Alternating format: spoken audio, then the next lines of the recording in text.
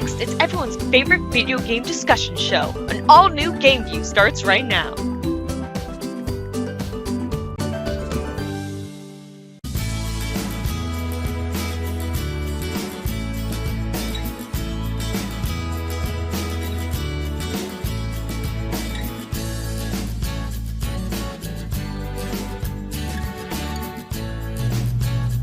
Hey guys, Scott here, and welcome once again to GameView. Now, we've been off for a couple of months now.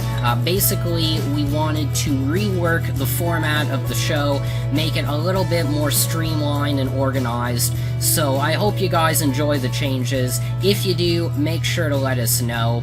Tonight, we have a couple of things to go over. First and foremost, E3, Nintendo's Direct presentation for 2019 is a couple of days away, and I want to give you guys my thoughts, my predictions on what they may and may not show during the Direct itself, and that way, when I'm proven completely wrong, you can point your fingers at me and laugh, just like Nelson does on The Simpsons. Other than that, we also have to go over the recent Pokémon Direct that took place this past Wednesday, showcasing more of Gen 8, Sword and Shield. A couple of things that I want to point out. I'm definitely more excited than I was before, and, well, I mean, I think you can tell, I'm wearing my official Pokémon jacket here, I've got my Z-Ring, I even have my Pokéballs ready, so yeah. Couple of things that I do want to go over with you guys. First off, though, before we begin, just remember, if you enjoy this episode, make sure to hit that like button, subscribe to our channel, make sure you hit that bell icon for notifications, that way when a new episode airs, you will be notified instantly. And also, don't forget that you can check out our website, TOONDISE.com, our Discord server, and you can join and follow us on Twitter at TOONDISE. All of the links are down below. Roxy wasn't able to join us tonight, but I am hoping that he will be here in the next couple of episodes because I'm sure he has a lot of stuff on his mind to go over, especially once we see Nintendo's presentation. So, to kick things off tonight, let's talk about E3. So, I've broken down my predictions into two categories, one that I am very confident in, and one that I am not so confident in. So, let's start things off with the confident category here. I think it goes without saying that there are several things that are almost guaranteed to be shown during the Direct, even if it's only just for a minute or two. And to start off, I think they are definitely going to showcase a little bit more of Cadence of Hyrule. A lot of people have been speculating that this title was going to shadow drop some point in June. The release date kept changing around, but at least from what I'm seeing online, it does seem like it's a type of indie title that Nintendo might just put in the Direct right from the get-go, just like a minute or two, to tell everyone, look, it's available right now, you can go out and buy it, or even if it's just like the week of June 20th, or, you know, at the end of the month. I don't think they are going to want to push this past the end of June, just with the sheer number of games that we're anticipating that they're going to talk about here. I also think that Luigi's Mansion is definitely going to be in this Direct. Recently it got rated, I forget where, I think it was China, maybe, or Australia, I'd have to look it up again, but it's pretty much guaranteed that Luigi's Mansion is coming out later this year. I don't know when. Could be August, could be October. October makes a lot more sense because of Halloween. Everyone has been saying that.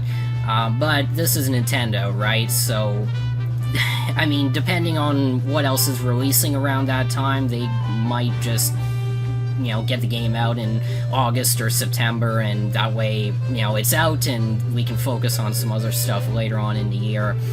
But I was worried initially, I will say. At the beginning of this year, I thought maybe Luigi's Mansion would be delayed, just because we weren't really getting a whole lot of footage on it, but I don't think there's a lot that needs to go into that game, right? It's not something on the scale of Super Mario Odyssey. Don't get me wrong, I am a fan of Luigi's Mansion, and I know Roxy's going crazy on it, but I don't think it's something that would take Nintendo an extended amount of time to develop or work on, especially since the majority of the game, we assume anyway, is going to be single player. I mean, there might be some co-op elements, but it's not something on the scale of Odyssey or Breath of the Wild. So, with that being said, with the fact that the game's already been rated, I think it's a safe bet that pretty much it is coming out this year. It's just a question of when. I also think that we are going to get more footage on Fire Emblem Three Houses. I'm actually worried about Fire Emblem. I really am here. The game's been delayed twice now, okay? And I don't see a lot of people talking about it. And I don't know why. I don't know if it's just because we haven't really seen a whole lot of it, and maybe Nintendo will rectify that during this Direct presentation, but I'm just not seeing the hype for it. And then the other thing, too, is that I was looking at the eShop listing for Three Houses the other day, and unless this is some type of a typo, the eShop listing states that it's only a single-player game. Now, again, I mean, most Fire Emblem games are single-player, but even if we look back to some of the other games in the franchise, like Fates, right? It came out in 2016, I think. There was some type of online component, being able to fight other people online, and it's not showing that in the eShop listing. So I'm not quite sure what's going on with it. Again, I mean, it could just be an error. I mean, it is primarily a single-player game after all. Maybe you still are able to connect online and battle other people, but I am concerned, to say the least, because first Fire Emblem in HD, first Fire Emblem on a home console in, what, 12 years now? The fact the game's been delayed twice, the fact that Intelligent Systems needed help from Koei Tecmo, of all companies, I mean, it's just things are not adding up as you would think they would. So, we'll see. Again, it's definitely coming out at the end of July. It's not being delayed a third time, so that's the good news. But I'm just worried. I feel like, especially with what's going on recently, with Nintendo messing up a whole lot of things in relation to online components of games, there's something that just feels off about this, but we'll see. Moving on from that, I do think we are going to get more footage from Pokemon Sword and Shield. Probably only be for a minute or two, just to quickly go over what we already saw in the Direct a couple days ago. Nothing too major, I don't think, but just to keep it fresh in everyone's minds, and especially anyone who really hasn't been keeping up to date with the news on Sword and Shield. They could probably just want to remind everyone that it is coming out November 15th, and that they can pre-order it right now. And I don't know if Nintendo is actually going to showcase footage of Link's Awakening. They could, but I feel like I want to say they're going to hold off on that until the September Direct, because we're still quite a few months away from the release of Link's Awakening. I mean, we know it's coming out in December, right? So I just feel like for a remake like that, I mean, unless there's something major that they want to talk about, there isn't really a whole lot that they need to go over with us. Again, I could be wrong, but maybe another quick trailer, maybe showcasing another dungeon just to reaffirm that it's coming out this Christmas, but again, I don't think they're going to spend a lot of time on that. What I do think is going to happen is they are going to talk about another Wii U port. It's pretty much guaranteed because they are mining the Wii U's library for all it's worth, and there are still a couple of games that qualify as very good candidates to be ported over to the Switch. Super Mario 3D World comes to mind. Pikmin 3, I know a couple other people were talking about things like the Wonderful 101. I don't think that's gonna make the cut, just because it's sort of a niche franchise. I know, don't hate me for saying that, but it really is. But yeah, definitely 3D World, Pikmin 3, very good candidates.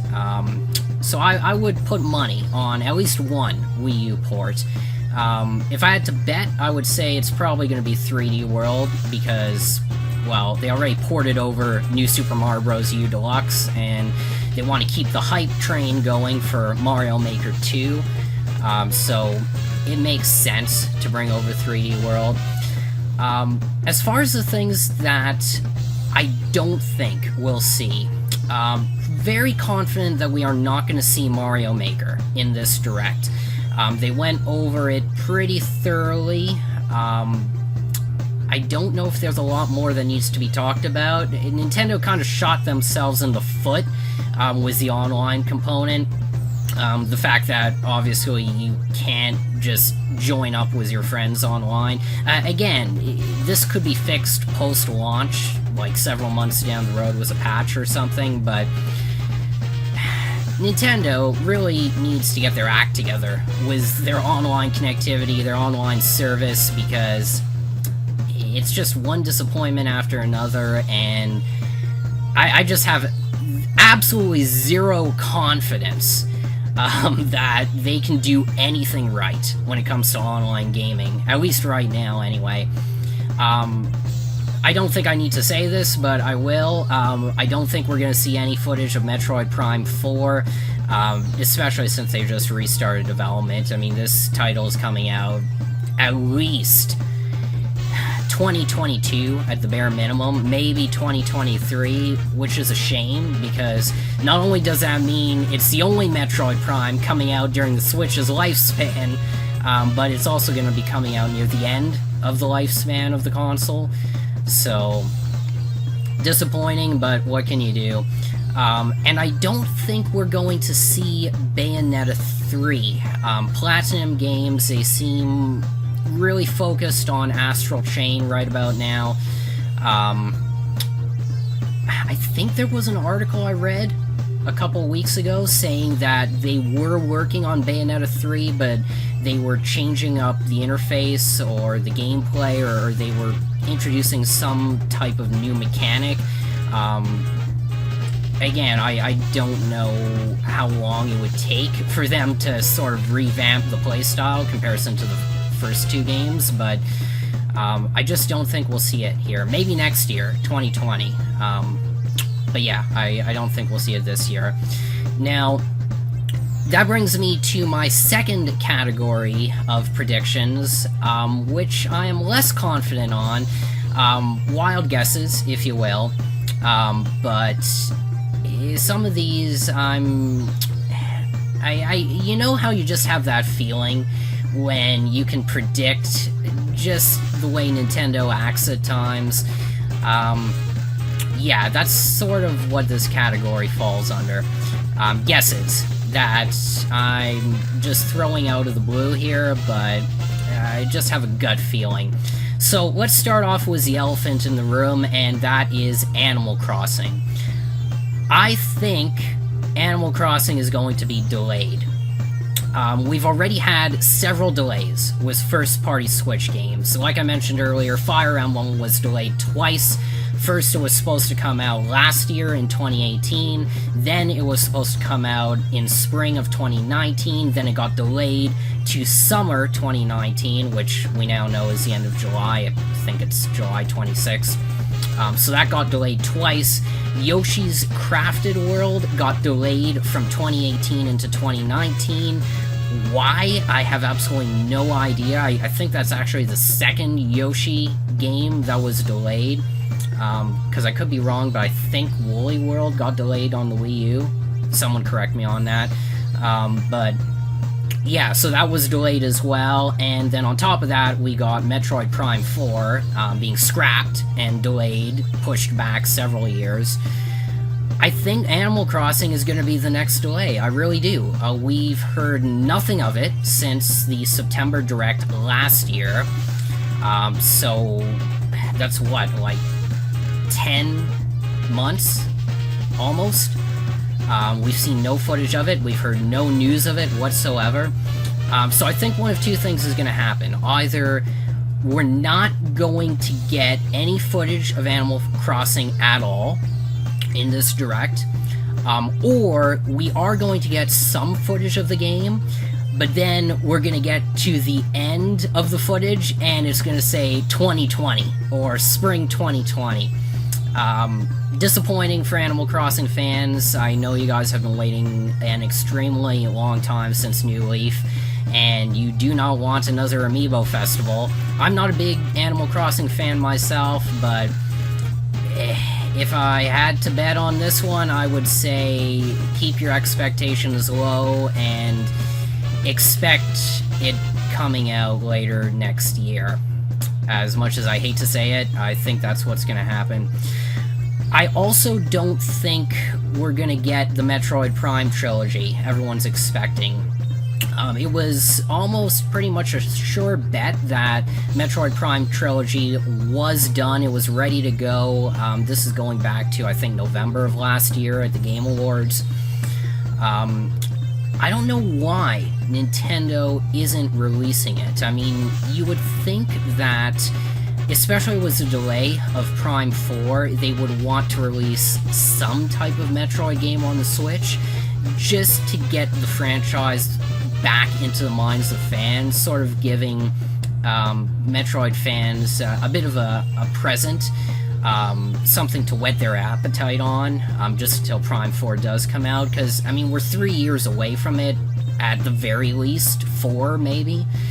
The only line of thinking that could be coming into play here is maybe Nintendo wants to wait until closer to Metroid Prime 4's release before releasing the Prime trilogy.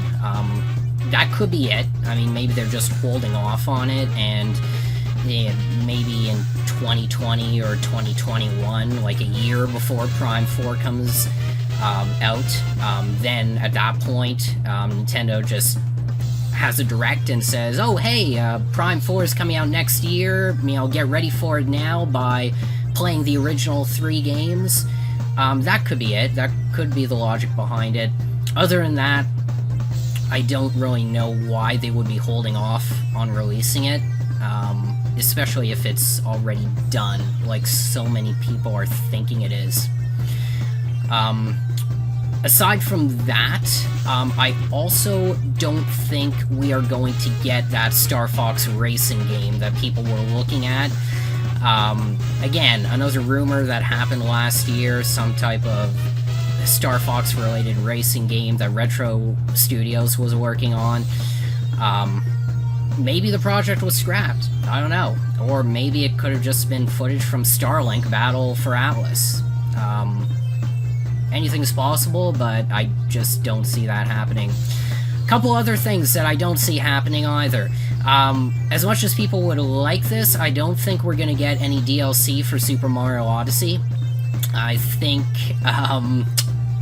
I think it's more likely that, if anything, we would get, like, a sequel to Odyssey, but even if that were the case, they were to come out with something like Super Mario Odyssey 2, I don't think they would announce it until next year. Same thing with Zelda Breath of the Wild. It's pretty obvious right now that the DLC for the game is done. So if we were to get a sequel to Breath of the Wild, I think it would be something announced next year. Just a feeling. Again, I could be wrong, but those are my thoughts on it. And as much as you would like this to be true, no, we are not getting Mario Kart 9, okay? I don't know where this rumor is coming from. I really don't. Mario Kart 8 is still selling incredibly well. The game is consistently among the top 5 in terms of Switch first-party titles. It is up there with Smash, and up there with Odyssey and Breath of the Wild, until... I want to say, like, until the hype for Mario Kart 8, the excitement dies down and people get sick and tired of it, we are not getting a Mario Kart 9. That is just not happening. You can complain all you like, but if anything, I don't think we're going to get Mario Kart 9 until the end of the Switch's lifespan. It would probably be alongside Metroid Prime 4, like maybe 2022, 2023. But for the moment, you've got Mario Kart 8, don't complain. Especially because, I mean, you've got all the DLC from the Wii U version, which some of us had to pay for. Yeah. That's another topic to talk about. Moving on, so a couple other things. That Game Freak was working on, I think they called it Town. I think they're going to show more footage of it. It's supposedly still on track for a 2019 release. Same thing with Astral Chain. That's coming out at the end of August, so I would think Platinum Games would want to show more footage, more gameplay of that. Sort of build up excitement before the August release there. Daemon X Machina. Actually, I think it's pronounced Demon X Machina. Yeah. I don't know how to pronounce half these titles. But either or, tomato, I think that we're gonna get some footage of it. I mean, how much longer before this game comes out? Again, I'm not gonna get it myself. Roxy is definitely gonna get it, at least the last time I spoke to him, he said he was. But I think if they don't show it at this E3 Direct, then again, it's not coming out this year. You see, that's the thing. When you watch Nintendo Direct presentations, it's not just about what they show, it's also about what they don't show. So, just like how I was mentioning that if we don't get any footage for Animal Crossing, it's definitely not coming out this year. Same thing with games like Town, like Demon X Machina. If we don't get any footage of any type of gameplay on any of these titles, then it's pretty much a safe bet that's not coming out in 2019. Because, I mean, Nintendo hasn't been holding a whole lot of Directs every year, at least recently. Generally, we get one Direct at the beginning of the year, usually around January or February. We get the E3 Direct, and we get a third Direct, usually around September, and that's pretty much it. So, well, some of these games could very well shadow drop. Nintendo could just make a post on Twitter and say, hey, you know, Demon X Machina is coming out 2 weeks from now. I would think, anyways, that if it was coming out pretty soon, they would want to at least talk about it in the Direct. Again, even if it's just for a quick minute or two, just to get everyone excited about it and to get it into their minds again. Now, one thing that I do think we are going to get, and again, I'm following this under the slightly less confident category here, I think we are going to get a Mario sports game. Mario Golf seems the most likely. I know some of you want another Mario Strikers game. I don't think they would want to go with that. Well, I mean, they might. we've seen Nintendo do odd things before. I mean, Mario Strikers, Mario Baseball, but logically, it would make sense if they came out with a golf title. We already know Tennis Aces is dying down after the next month or two when they release Dry Bowser. No more characters are coming out for Tennis Aces, so I don't know if that means that they're just gonna stop coming out with content for Tennis Aces. I mean, the game launched a year ago. It's arguably one of the best Mario sports games I've ever played, so it's kind of a shame that they're just cutting off support a year after release. But it would make sense. I mean, if they just want to move on from Tennis Aces to another sports title like Mario Golf, maybe incorporate some sort of online play, yeah, it would make sense. So I'm betting on something like that. It could be a 2020 release, again, but I think that's pretty likely at this point. So now we get into my favorite topic, turn-based Mario games, because, hey, I mean, we all love our turn-based JRPGs. So let's start off with something that Arlo actually brought up, and a couple other people on YouTube.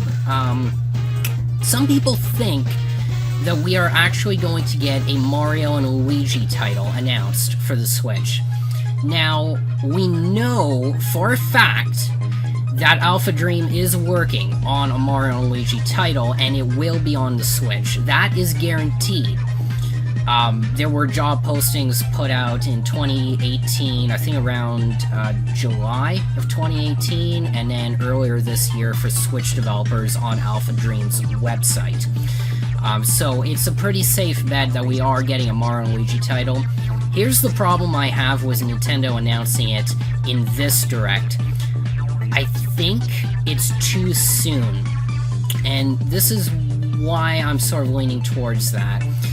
Mario & Luigi Bowser's Inside Story just came out for the 3DS earlier this year.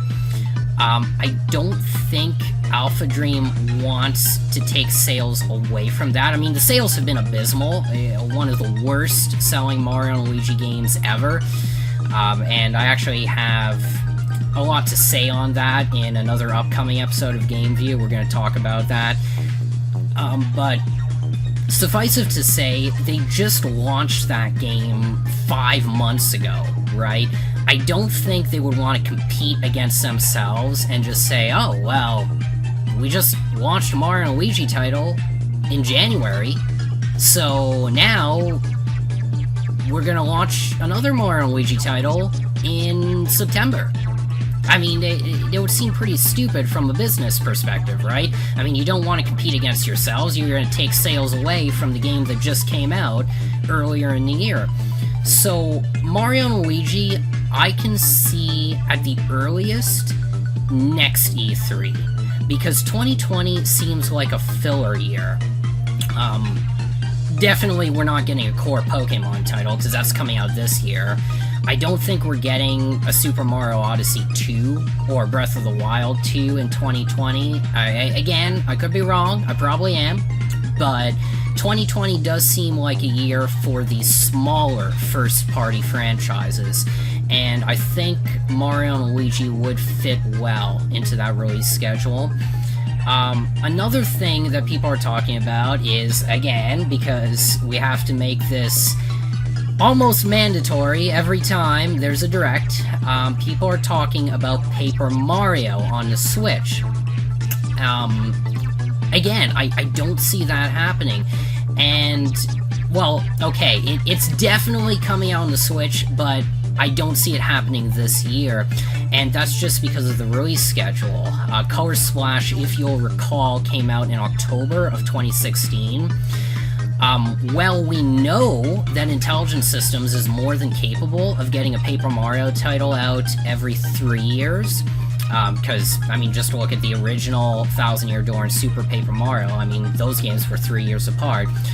More recent entries have been leaning more towards the 4-year mark, so I would say if you're a Paper Mario fan, wait until next year, because I am guessing that we will get a Paper Mario reveal in March of 2020, and it will come out at the end of 2020.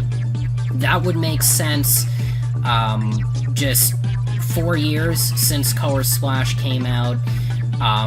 On top of that, of course, don't forget that a lot of Paper Mario fans, including myself, still angry about Color Splash.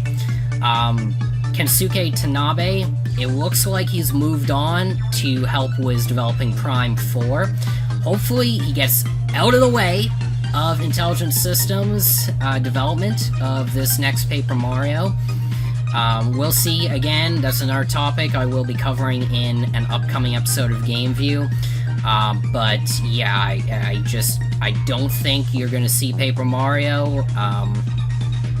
Just wait until next year. That's what I'm saying. Last thing that I want to talk about, Mario and Rabbids Kingdom Battle. Obviously, Ubisoft has been having these tournaments throughout this year to keep the game fresh in everyone's minds. Game came out in 2017, I think it was August 2017. We got that Donkey Kong DLC in June of last year. My memory's fading, but I think it was June. This year, though, it doesn't seem like we're getting any DLC for the game. So, the fact that Ubisoft is holding these tournaments, it would indicate to me, anyway, that they still want people to keep the game in their minds and not forget about the franchise, but it leads me to believe that they are working on a sequel. But again, I think it's too early. I think if we are getting a sequel, it would be, again, next year. I'm thinking more like 2021. But yeah, that's just my thoughts. And sticking with the turn-based games, let's talk about Bravely Default for a moment, right? I mean, I think we all hope for some type of Bravely game on the Switch, or some sequel to Octopath Traveler. Square's having a presentation in a couple of days. Maybe they have something to announce on that. But yeah, I mean, the Switch is getting a lot of turn-based JRPGs, which makes me very happy, because as a huge fan of the turn-based JRPG genre, not specifically the grid-based games like Disgaea 5, right? I'm not really into those. Fire Emblem is an exception. I'm more into the traditional turn-based format, where you've got the menu on the screen, you pick your commands, and then you watch your characters execute them. Which is why I'm really happy about Steam World Quest. Give a shout out to Image and Form for that. But yeah, we could see that.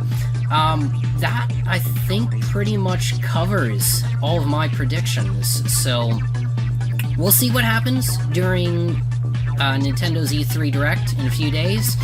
I will definitely be back next week to talk about everything that I got wrong. And maybe I will be surprised if Nintendo just drops something out of the clear blue that none of us were expecting, and that is turn-based, and that is Paper Mario, and that is a remake of the Thousand Year Door. Never mind. But yeah, those are my predictions, so let me know what you guys think Nintendo has up their sleeves, and yeah, just a few days away, we'll see what happens. Next up, we have to talk about the Pokémon Direct that just aired a couple of days ago. Now, I am a little bit more excited about these new games than I was several months ago, I will admit that. I still want to be a little bit reserved and cautious, though, because this is Game Freak and TPCI that we're talking about, so I don't want to set the bar too low, but just keep your expectations in check. That's all I want to say. I feel like I'm forgetting something, though.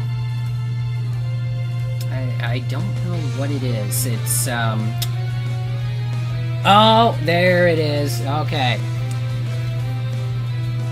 have to get my official Kalos cap on because we're talking a core Pokemon title, so it's time to get serious.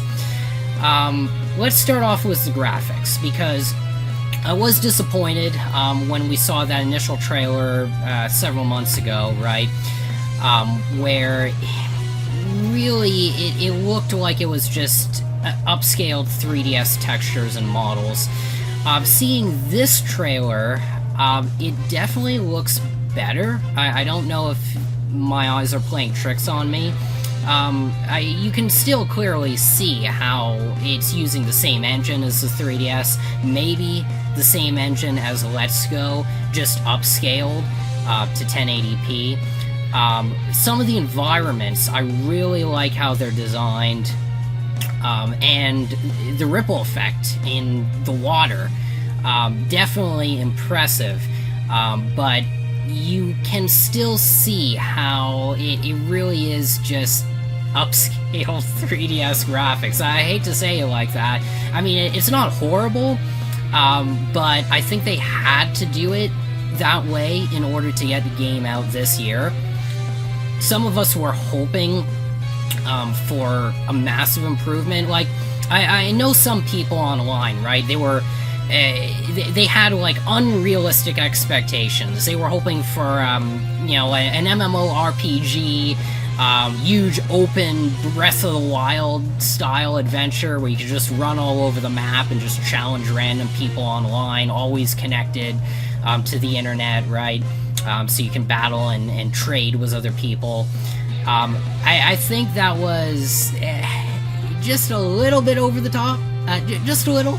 But I was actually hoping that they would take the time to use a different graphics engine. I mean, I know I'm being a little bit picky, but I mean, when you see some of these other games on the Switch using Unreal Engine 4, or just using like a completely different graphics engine to take advantage of the Switch's massive performance upgrade over the 3DS, I was hoping that Game Freak would sort of take that tact and just develop their new game around that engine. Like, maybe use the same models for the Pokemon and everything, but at least use, or rather take advantage of what the Switch is capable of, which is way more than the 3DS ever was in the graphics department.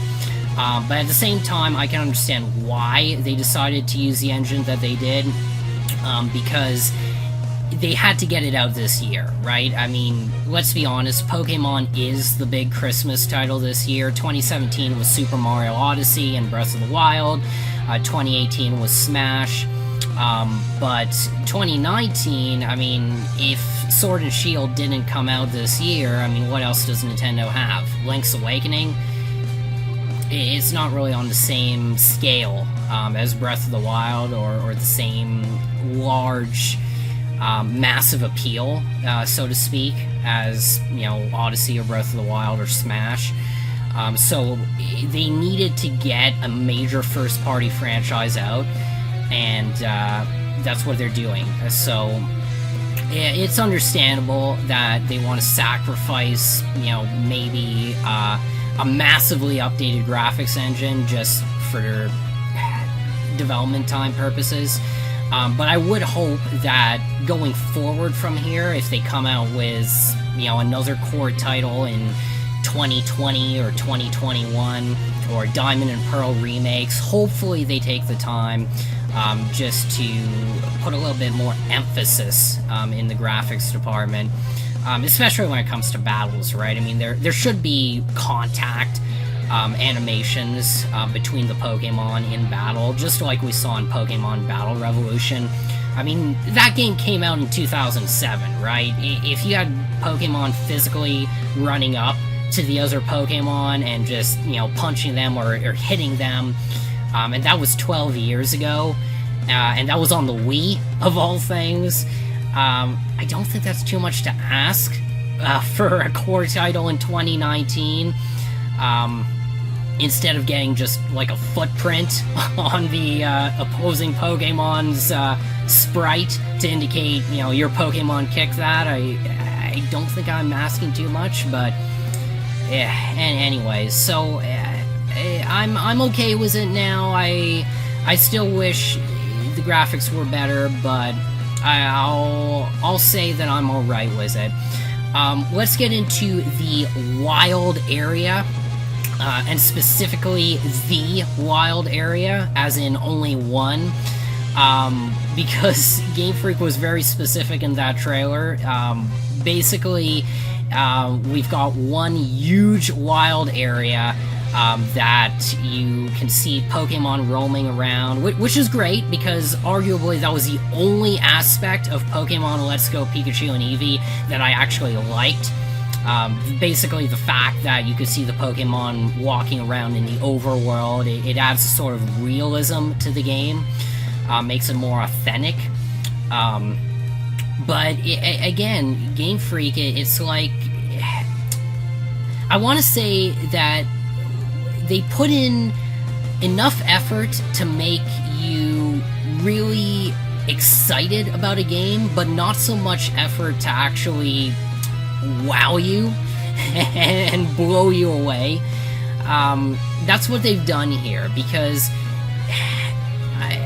I don't know why they limited it to just one area. Derek from Game Explain did this whole analysis on the trailer. You should go check it out if you haven't already. The wild area seems smaller than the trailer makes you believe it to be. And of course, it's only one area. I mean, yeah, you can freely move the camera in that area, but for the entire rest of the game, you're still stuck with that linear progression, with the camera behind the player, and that fixed camera that you can't adjust in any way, which is kind of a shame. It really is. I mean, again, we're in 2019, you've got the right control stick on the Pro Controller, the C-Stick, I mean, come on, really? It's called a C-Stick for a reason, a camera stick. It can't be that difficult, especially, again, when you have other games like Odyssey and Breath of the Wild, where you can freely move the camera. Did Game Freak not go to Alnuma or, you know, some of the other people involved with Odyssey and Breath of the Wild, and, you know, ask them about how to implement, like, a fully rotatable 360-degree camera in Pokemon? I mean, I don't know. Masuda's still involved in Sword and Shield, as much as Roxy doesn't want to believe it. I mean, he's still the producer of those games, so maybe that's why. Hopefully he doesn't play a part in Gen 9. That's all I can say. But yeah, I guess it's better than nothing, right? I mean, at least we have one area where we've got free camera control and, you know, the ability to see Pokemon in the overworld, you know, in wild areas. The max raid battles, I think, is a very interesting concept. I like the fact that you're able to team up with other people online, and then, of course, the entire Dynamaxing mechanic in and of itself, just to take on, like, one Dynamaxed Pokemon. Speaking to that a little bit more, the Dynamax feature, I think it's sort of a combination of Mega Evolution and Z-moves. Because if you think about it, Mega Evolution was about changing the Pokemon's appearance, and in this case, you're making the Pokemon huge in size. But, of course, it can only be done once per battle, and in this case, you're limited to 3 turns maximum. So there's that, but at the same time, just like how Z-moves and Z-crystals changed the attacks of the Pokemon to make them specifically Z-attacks, the same thing is happening here, right? I mean, you Dynamax a Pokemon in battle, and all of the attacks change to more powerful versions.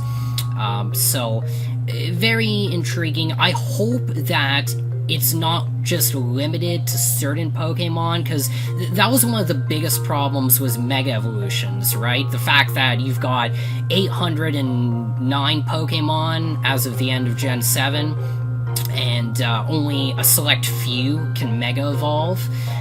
Whereas with Z-Crystals, right, I mean, any Pokemon can hold a Z-Crystal and use a Z-move. So it made it a little bit easier just to change up strategies and give you more options and more choice. So I would hope the same thing applies here, that any Pokemon can be Dynamaxed, but again, it's Game Freak, so who knows, right?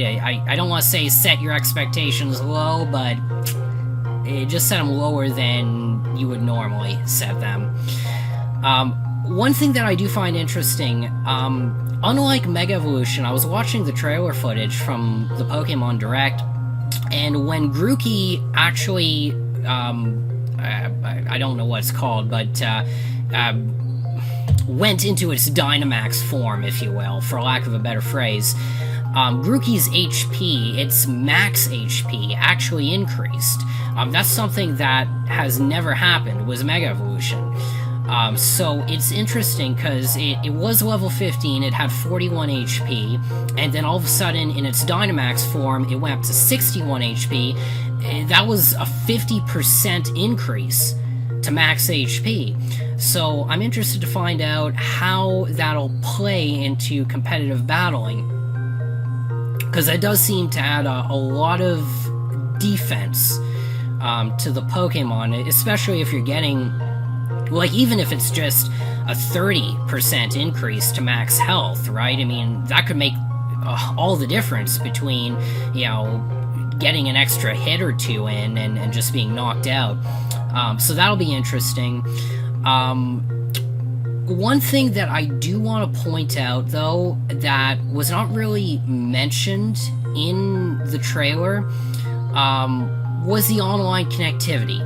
Right? I mean, sometimes you have to look at these things, and whenever you're watching trailers of game footage, it's not just about what's shown, but also what's not shown. And they didn't really show the online aspect. I am hoping, I swear to Arceus, I hope they don't incorporate the Festival Plaza from Gen 7, because that was horrendous when it came to online functionality. If you guys remember from Gen 6, right? Gen 6 came out and it arguably had the best online system of any core Pokemon title. You had, you know, the connection button on your touchscreen. It populated with people who are online. You just tap on their character icon, you choose trade, battle, and that was it. And it didn't matter where you were in the entire game in X and Y. You know, you could be in a Pokemon Center, you could be in a cave, didn't matter. You still had that online functionality. And then we got to Gen 7 with Sun and Moon, and it just died. It really died.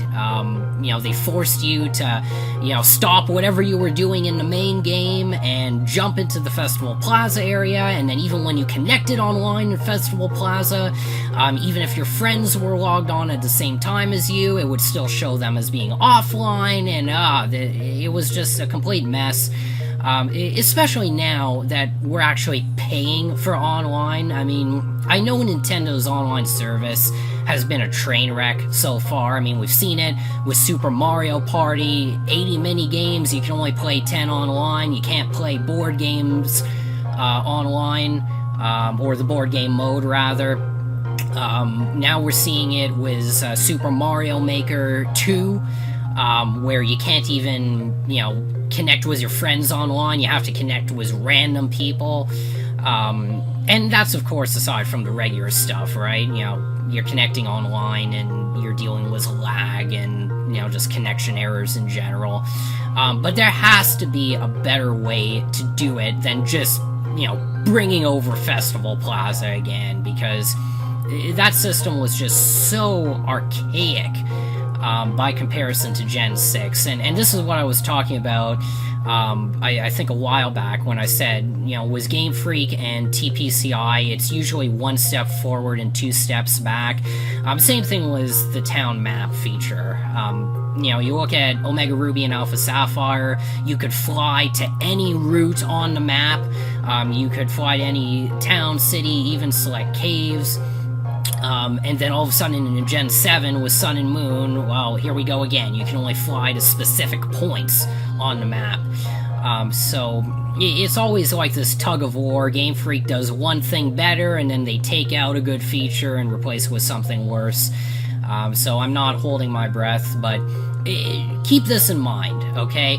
This is gonna be the first time that technically we're actually paying for 2 subscriptions, because we're paying for a Nintendo Switch Online subscription to be able to connect online in Sword and Shield and trade and battle with other people. And we're also going to be paying for a Pokemon Home subscription, because that's, you know, pretty much taking over from Pokemon Bank, right, in order to store our Pokemon. So that's just the way things are going nowadays. It looks like all these subscription services, but I hope they get their act together this time. Again, time will tell. We'll see how this actually gets integrated into the game, especially since there's no touchscreen anymore, right? So it could be a Festival Plaza scenario again, where you have to push X, bring up the menu, just jump into Festival Plaza, you know, and you're basically stuck there until, you know, you're done trading and battling, which will be unfortunate, but I could see that happening.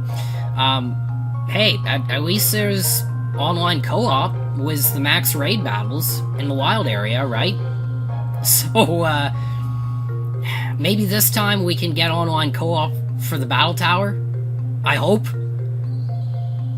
Who knows? Last thing I wanted to mention, though, one thing that a lot of people are going to be really happy about, Pokemon Sword and Shield are compatible with the Nintendo Switch Online vouchers, and it's a good thing Nintendo made a point to put that on the website, because I think a lot of people would have been really angry if they had bought that voucher pass already and then found out, oh, it's not compatible with Sword and Shield. And yeah, I think a lot of people would have been annoyed by that. So good on Nintendo for actually clarifying that. I'll give them some credit, where credit is due. Aside from that, though, that's all I really wanted to talk about. I will be back here next Friday night, 9/8 Central, hopefully with Roxy, and we will be talking about everything that was discussed during Nintendo's E3 presentation, so make sure you check back then. And yeah, let me know what you guys thought on the Pokemon Direct, your hopes, your expectations, your concerns, because, yeah, we've still got roughly 5 months to go until these games come out, but mark your calendars, November 15th. Take some days off of work, take some days off of school, because we are gonna be busy, let me tell you, especially that weekend. It is going to be insane. That's all I'm going to say. So, with that said, if you guys enjoyed my thoughts, if you liked what I had to say, make sure you hit that like button. If not, hit the dislike. Also, don't forget to subscribe. Like I mentioned, we are on Discord. We've got a website, TOONDISE.com. We are on Twitter at TOONDISE. And most importantly, hit that bell icon, because, yeah, you want to be notified when we upload new episodes of GameView and all of our other series here on TOONDISE. Until next Friday night, I'm Scott, and I will catch you guys later.